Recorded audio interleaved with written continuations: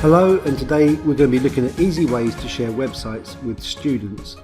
Perhaps you've seen URLs a bit like this that just seem long and cumbersome, and so it's really important that we can cut down unnecessary difficulty, distraction and delay when we're sharing URLs with students. So URLs can be long and complicated. An example of this I was picking on today is from our staff portal is our help desk, and so we've got this long URL, and if we ever wanted to share this with somebody for them to then type out, that would just seem a bit unwieldy. There are 3 different URL shorteners that I've used in the past that I'd like to recommend. This is goo.gl, bit.do and rebrandly.com. Now this is one from Google, and so simply go to goo.gl. I can paste my link in here.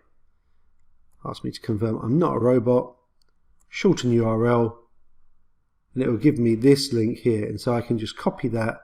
So that's obviously a lot easier to share with people.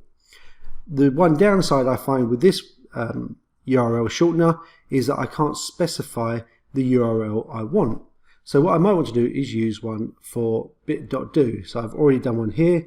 I pasted in the link, and what I was able to do is to choose what I wanted, and so therefore it's confirmed to me that I now have this URL that I could share. So in that sense, maybe it's a bit longer than the Google one, but it's more memorable.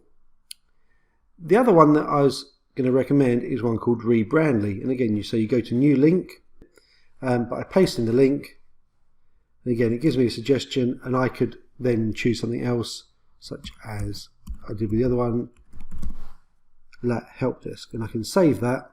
Now if I'm going to close this down, this shows me my URLs, and so that's the one I could share with people. The benefit of Rebrandly is that if I want to keep this URL, but I want to use it for something else, such as I did previously with this one where I used it for some live training, I might be doing some live training, but it's actually got a different link.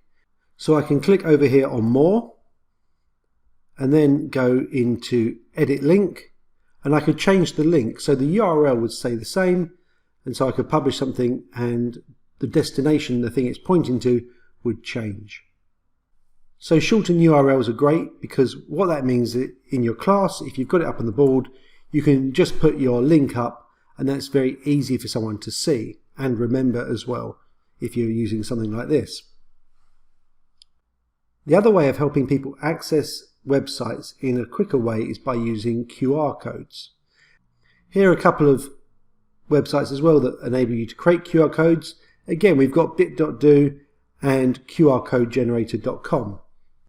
As we go to bit.do, we see that as we created our URL earlier, it also created a QR code for us, and this is what the QR code looks like. So we could copy this and then paste it into something. So bit.do does both for you, which can be a great option. The other one, we've got the QR code generator. Paste it in, create QR code, and it creates it here.